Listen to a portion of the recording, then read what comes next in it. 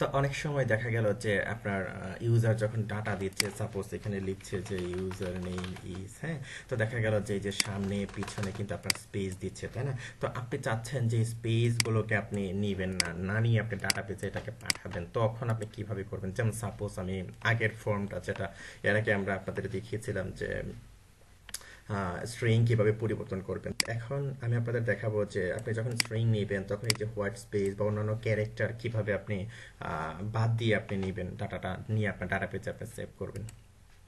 তো যেমন ধরুন, যেমন এখানে আমি একটা ডাটা দিচ্ছি, যেমন ইউজার নেম ইজ, সাপোজ আমি দিলাম যে ইউজার। তো দেখা গেল যে এটার এই যে সামনে পিছনে বা এই ধরনের স্পেস থাকতে পারে, স্পেসগুলো আপনি রিমুভ করে কিভাবে আপনি নেবেন, হ্যাঁ, ডাটাগুলো। হ্যাঁ, যেমন আমরা এখানে লিখলাম যে আপনি জাস্ট যে কাজটি করবেন এখানে এই যে এটা ট্রিম করে নেবেন। ওকে, ট্রিম ফাংশনের মধ্যে আপনি এটাকে দিয়ে দিবেন।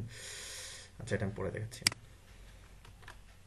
তো এটা ট্রিম ফাংশনের মধ্যে দিয়ে নেবেন। তো দিয়ে নেওয়ার পর আপনি, যদিও এটা এখানে দেখাবে না যদিও, তো এটা আপনার যেমন ধরুন এই যে এখানে যে আপনার হোয়াইট স্পেসটা ছিল, হ্যাঁ, আপনি হোয়াইট স্পেসটাকে আপনি রিমুভ করে কিন্তু আপনি নিচ্ছেন। হ্যাঁ, তো এখন দেখা গেল যে আপনার এই যে অনেক সময় দেখা গেল যে ইউজার কি করলো, সে হোয়াইট স্পেস দিল, তারপরে কি করলো আবার ডট ডট ডট এই ধরনেরও দিল, তাই না? তো এই ধরনেরও বিষয়গুলো আপনি কিভাবে আপনি হ্যান্ডেল করবেন, এই বিষয়গুলো, হ্যাঁ, এই যে এইগুলো।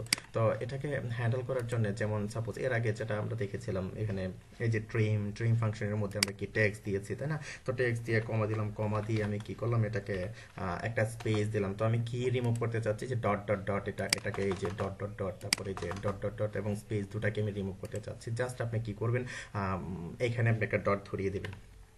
আমি সেভ দিলাম। তো সেভ দেওয়ার পর আমি যখন এটাকে সাবমিট করব, হ্যাঁ, তো তখন দেখুন যে এখানে কি ডট ডট ডট সে নেইনি।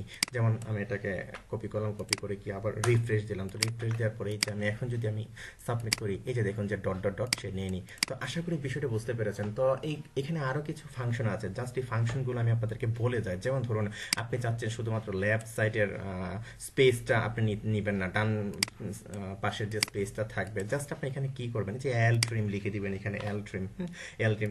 তারপর আবার চাচ্ছেন যে না আমি বাম পাশেরটা রাখবো, আমি ডান পাশেরটা রাখবো না, তখন জাস্ট আপনি কি করবেন, এখানে জাস্ট আর ট্রিম লিখে দিবেন। হ্যাঁ, আর ট্রিম এরকম, অর্থাৎ এল ট্রিম এবং আর ট্রিম। তো আশা করি বিষয়টা বুঝতে পেরেছেন যে কিভাবে আপনি কাজ করবেন। অর্থাৎ এখান থেকে আপনি যে ইনপুটটা নিচ্ছেন, তো এখানে অ্যাকচুয়ালি আমরা কি নিচ্ছি, ট্যাক্স দেখাচ্ছি। তো তখন হয়তো আপনাকে পাসওয়ার্ড নিতে হচ্ছে, যে এখানে আপনি হয়তো টাইপ পাসওয়ার্ড দিচ্ছেন, হ্যাঁ, পাসওয়ার্ড এরকম দিচ্ছেন। তো পাসওয়ার্ড এরকম দিলে হয় কি, যেমন ধরুন আমরা এই যে এখানে যে ইউজার পাসওয়ার্ডগুলো দিবে, দেখা গেল যে এটা সামনে পিছনে স্পেস পড়ে যেতে পারে। হ্যাঁ, এই যে দেখুন আমি এখন যেগুলো দিচ্ছি এগুলো কিন্তু অ্যাকচুয়ালি স্পেস। হ্যাঁ, তো স্পেস এরকম পড়ে যেতে পারে। তো স্পেস যখন আপনি পড়ে যাবে তখন সে ডাটাবেজে কিন্তু স্পেস সহ কিন্তু সে নিয়ে নিবে। তো স্পেস যখন নিয়ে নিবে ডাটাবেজে, তখন কিন্তু আপনার যখন সে আবার যখন লগ ইন করতে যাবে তখন কিন্তু সে আপনার ইয়েটা পাবে না, তখন হোয়াইট স্পেসের কারণে সে কিন্তু এন্টার করতে পারবে না। তো এভাবে আপনারা ইউজার থেকে ইনপুট নিয়ে আপনি ট্রিম করে, অর্থাৎ হোয়াইট স্পেস বা অন্যান্য ক্যারেক্টার আপনি রিমুভ করে আপনি ডাটাবেজে সেভ করতে পারেন। হ্যাঁ, তো ওকে, ফাইন, ধন্যবাদ।